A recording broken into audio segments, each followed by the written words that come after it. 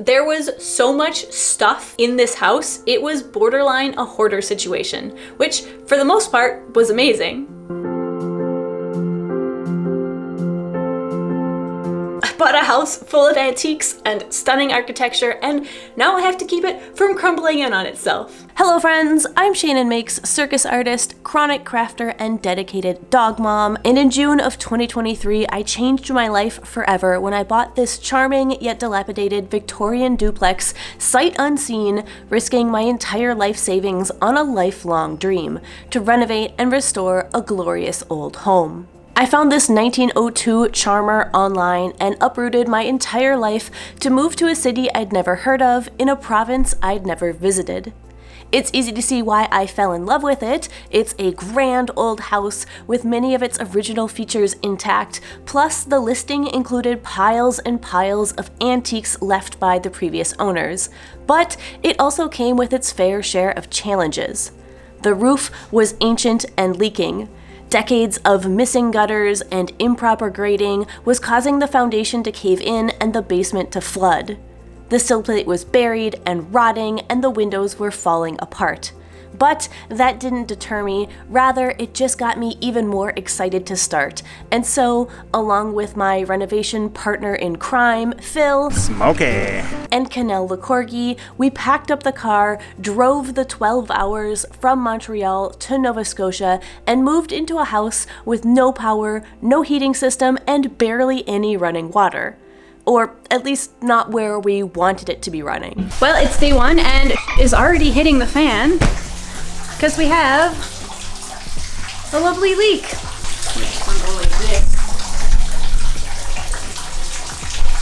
The very first thing we did was take a tour of the house and explore it in person. And if you want to get a better feel for the layout of the house, I highly recommend watching the house tour video. But some highlights include these gorgeous bay windows, stunning hardwood floors, original fireplace surrounds, and 11-foot ceilings with most of their plaster moldings still intact. After our tour of the house, we started in on the basement, which was like this weird, nightmarish twist on Antiques Roadshow where everything was just covered in mud and sludge and mold. Okay, so here is, you see there's like 2 or 3 inches of water here. So this side is completely flooded, but you don't see it, but there's a sub pump there, and its pipe goes all the way up here and outside the house. So my guess is this just needs power. There was so much stuff piled up down here, and while some of it was really nice antiques, a lot of it was just garbage, and it was really hard to tell which was which. Some of it would definitely have been nice antiques if it hadn't been stored in a soaking wet, humid basement for goodness knows how long. As I said before, the house is a duplex. It was originally built that way. It is split into 2 halves, which means that there are 2 heating systems. Plus, the man who used to own the house before us was a plumber, so there were just heating units, furnaces, water boilers, and pipes everywhere we turned. There were parts of the basement that were completely unreachable, and we had a lot of work to do to start clearing it all out. There were some hidden gems like this mantelpiece and this stack of antique doors, which seemed to be more or less intact and not too wet, and then there were some things that were too far gone and had to be thrown out. So we brought in a dump truck and started emptying everything out of the basement.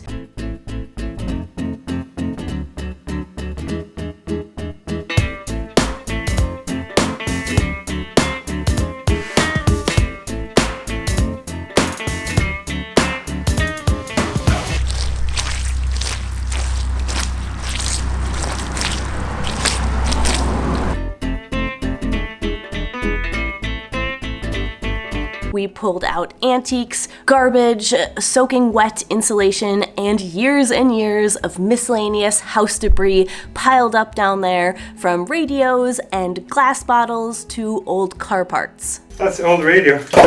This is a caliper. This is a car brake.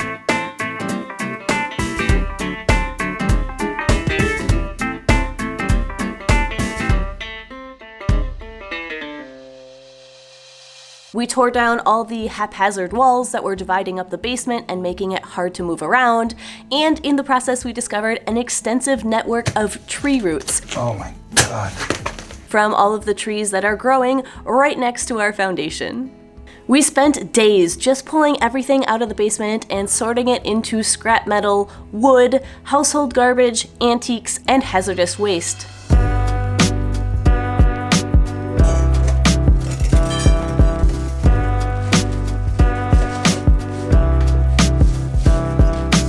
All of the wood that wasn't rotten beyond saving was kept and stored for later use, including this pile of original trim. Slowly but surely, the basement was getting emptier and the dumpster was rapidly filling up.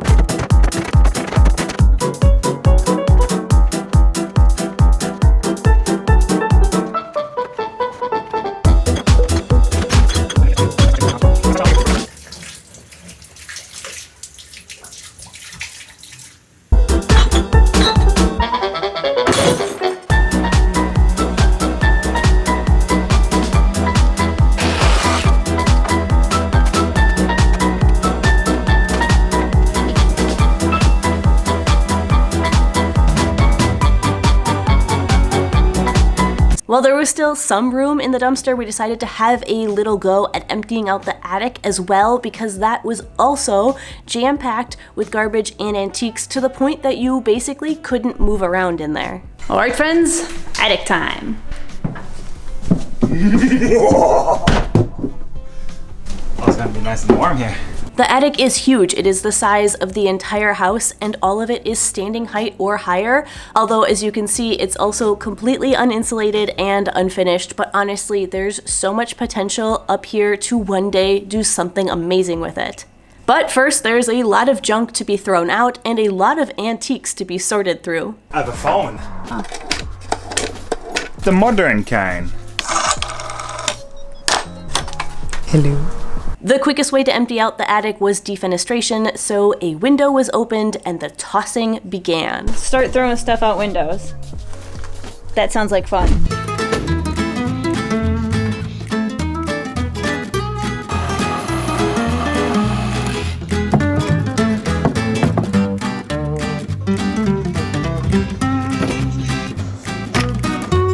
Unfortunately, after only a couple hours of work up in the attic, we had already cleared out enough to completely fill up the remainder of our dumpster, and between that and the intense summer heat, we decided that the rest of the attic would have to wait.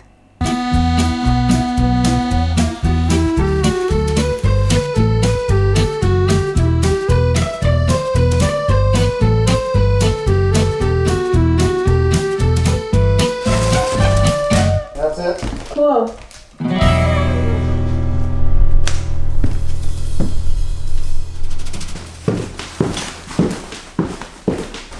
The next big ticket item to tackle was getting rid of all the trees around the house because, as you can see here, they are growing far too close to our foundation, and in many cases they're literally in the foundation. So we borrowed a chainsaw from our lovely neighbor Tim and started in on the trees.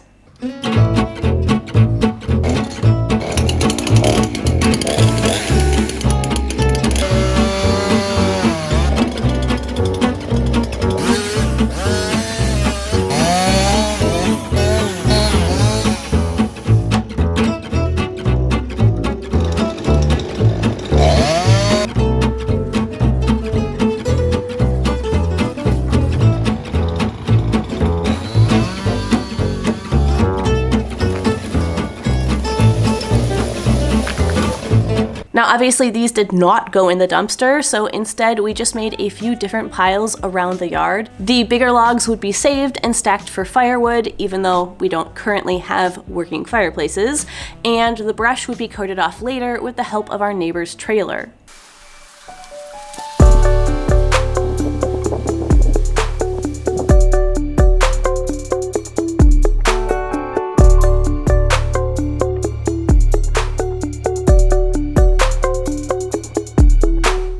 Our backgrounds as acrobats certainly came in handy here because not only are we not afraid of heights, we also have a good repertoire of knots, harnesses, and we aren't afraid to do some sketchy stuff that we are most certainly not going to be showing on YouTube because the comment section would eat us alive. This is never making it onto YouTube. As it was, we were already making neighbor Tim a bit nervous. Yeah, you're probably good enough right there. No sense going up higher, man.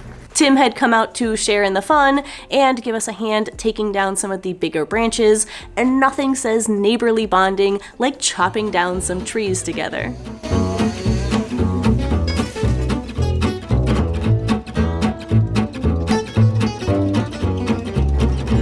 It was super rewarding to see our house slowly being revealed as we worked away, and by the end of the day, you could really see the way that the trees had been suffocating the house, rubbing against it for years and literally scraping the color off of the siding. By the end of day one, we'd taken care of all of the easiest, most accessible trees, and by the second day, we were left with the trickier ones. Trees that maybe needed a ladder or were close to the power lines or the street. Now, in lieu of buying a ladder, we decided to just climb out on the roof, where we made quick work of the trees and also made some fun discoveries about the original architecture of the house. So I think there used to be a molding that went around the top here that they had to cut out for, that probably got damaged in the hurricane. Then they took it down and resided this, ignoring all the rot. But I bet there used to be a nice fancy molding here. That might be where the corbels came from. But look, that's siding under there. And it used to be like gray or blue. I want it back. The next tricky part was getting down all of the stumps that were growing basically right in our foundation. Now, we'll have to go in later to remove the remainder of the stumps, all the parts that are underground, but for now, it was nice to see our house finally able to breathe without all that extra foliage. Well, it all used to be growing on our house. Now it's Decorating. Now it's decorations, yes. When it's not hidden by trees, you can really appreciate its full shape and its features a bit more, and it definitely opens up those mirrored bay windows that I absolutely love.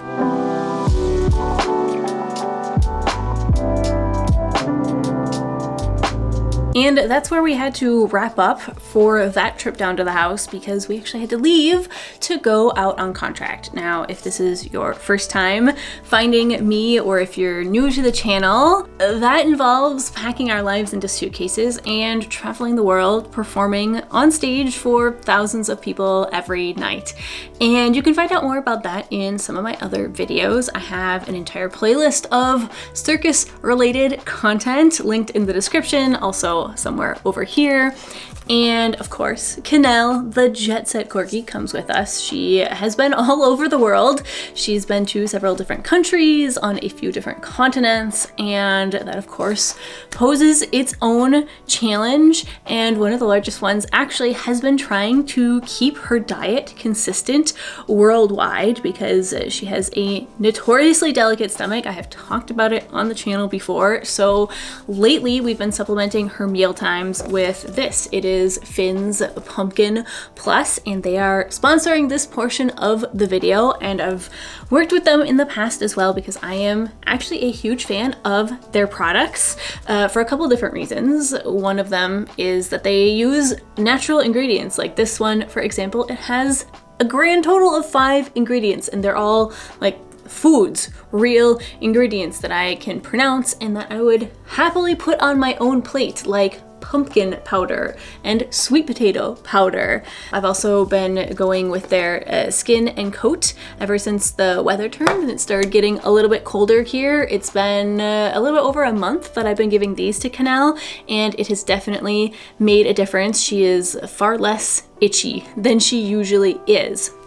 So that's one reason that I really love Finn, is just the high quality of their ingredients. But the other reason is because they are certified plastic negative. Now, if you've been on the channel for a while, you will know that I am like ecologically minded. I do try to do my part to just be as gentle to our planet as possible. And so not only do most of Finn's products come in these metal tins, which are obviously reusable, and you can repurpose them for many things.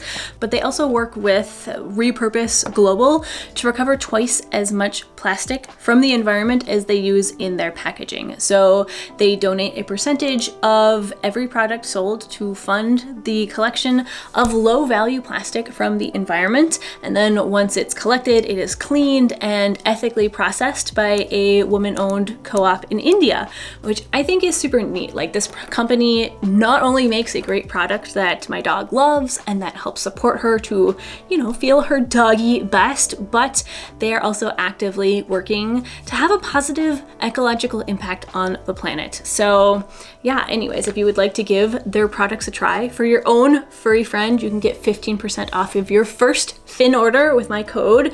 You can follow the link in the description or just scan that QR code on screen. And yeah, I go give Fin some love. Like, I think it's really important to support the companies that are doing the good, not just for their bottom line and your furry friend, but also for the planet. Now, up until this point, the entire house was in a state either of past neglect or current renovation. It was dirty and dusty and just kind of gross. Ugh. So I took it upon myself to do a quick and dirty makeover of one bedroom, just to have one room in the house that was clean and sightly. So after Phil helped me clear out that hefty radiator, I set to work prepping the walls, patching some holes, testing paint swatches, washing everything down. What is this? Is this pizza up here? And giving the walls a new coat of paint.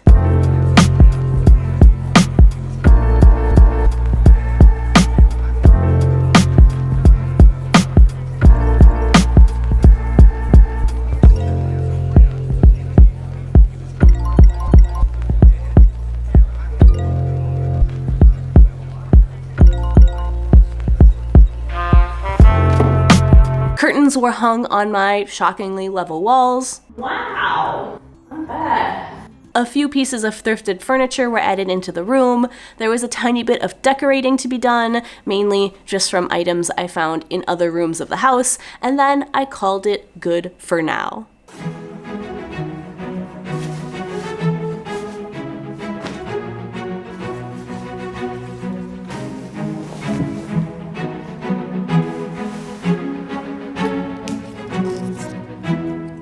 Now, as you can imagine, condensing a year's worth of work down into one short YouTube video is quite challenging, and I had to skip over a lot of fascinating parts of the process. So if you want to learn more about it, if you want to watch more makeovers, or see what got left out of this video, like all the antique wallpaper samples that we found so far, or how we saved the house from demolition by the local developer, then I highly recommend going back and watching all the episodes from the start.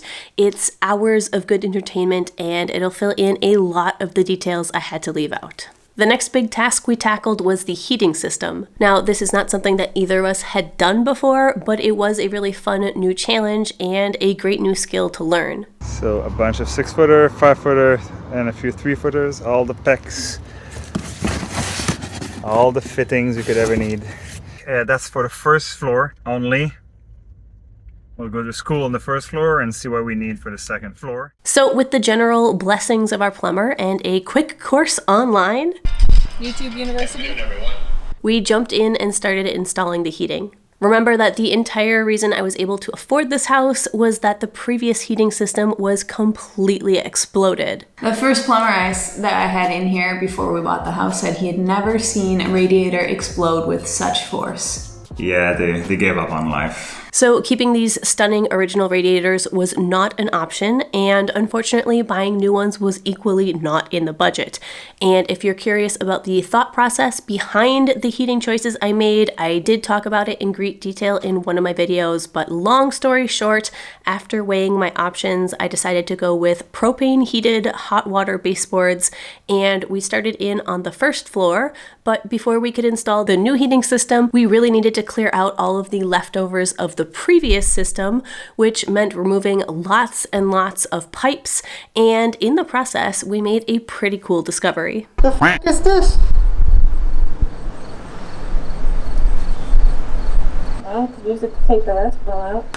Oh. That's amazing. It's a showpiece for sure.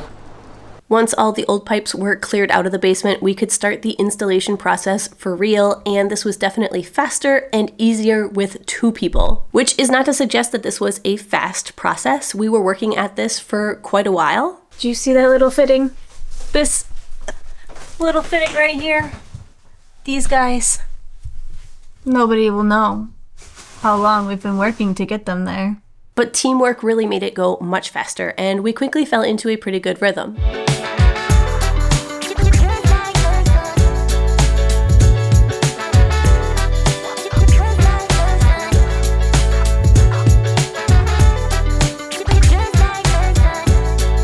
While it was definitely nerve-wracking to drill through our lovely original hardwood floors, the alternative, leaving the house unheated through yet another Canadian winter, was even more unnerving.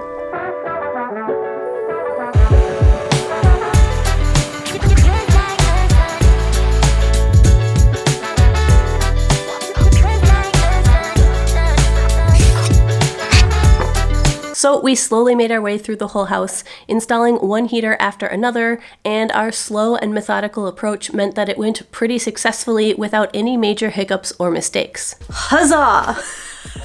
Unfortunately, about halfway through the installation, we got news of an incoming hurricane, which forced us to switch gears for a bit to focus on water management and installing some gutters on the house. So we ran to the local hardware store, grabbed whatever they had on hand, and went to work installing it on the back of the house, which is the section that really needed the gutters the most.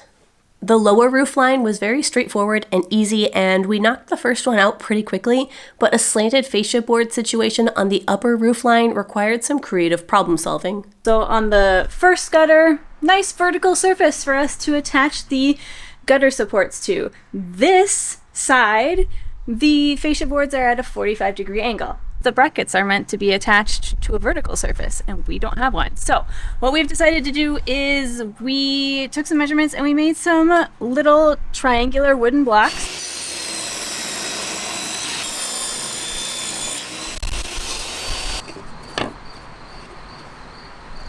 So these are just going to go on to the fascia and basically create a vertical surface here that we can then attach the gutter onto. Now, I hope these ugly and admittedly undersized gutters are only a temporary fix, but we all know there's no more permanent solution than a temporary solution, so we decided that we might as well do the job well and paint everything in case it ended up staying on the house for years and years.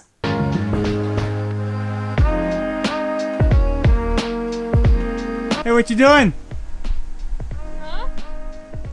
Fencing.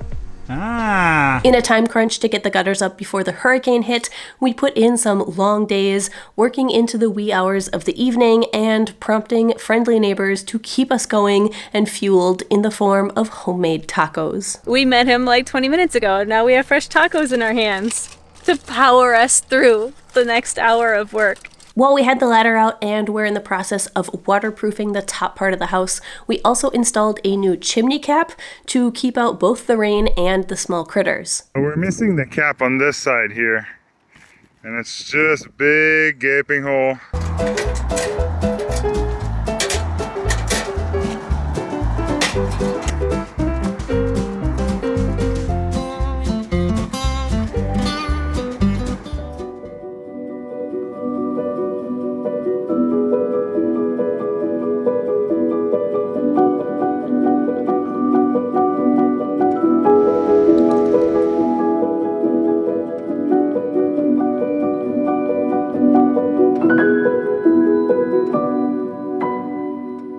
And now we have power again. It is the next morning. We survived the brunt of the hurricane. With the house a bit more waterproofed, we turned back to the heating, finishing the installation just in the nick of time before once again leaving on contract.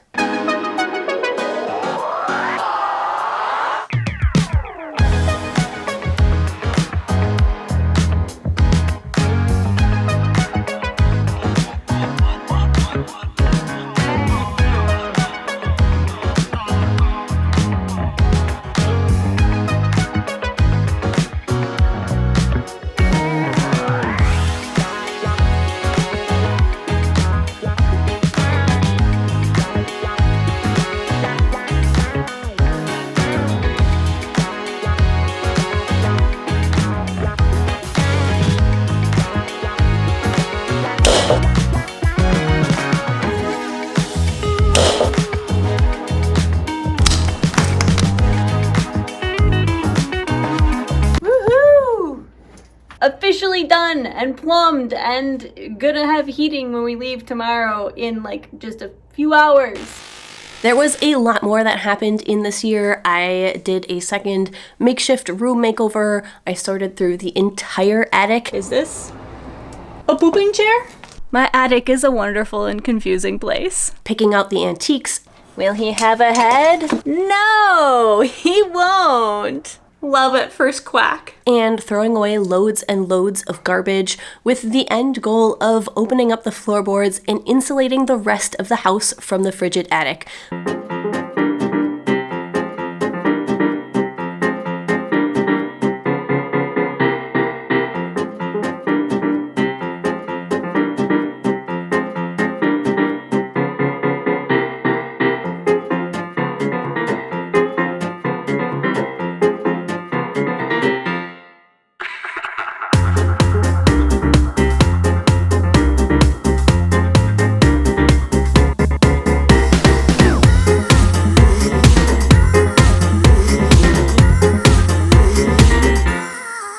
There was honestly so much that happened up in that attic that it probably deserves its own recap video in and of itself.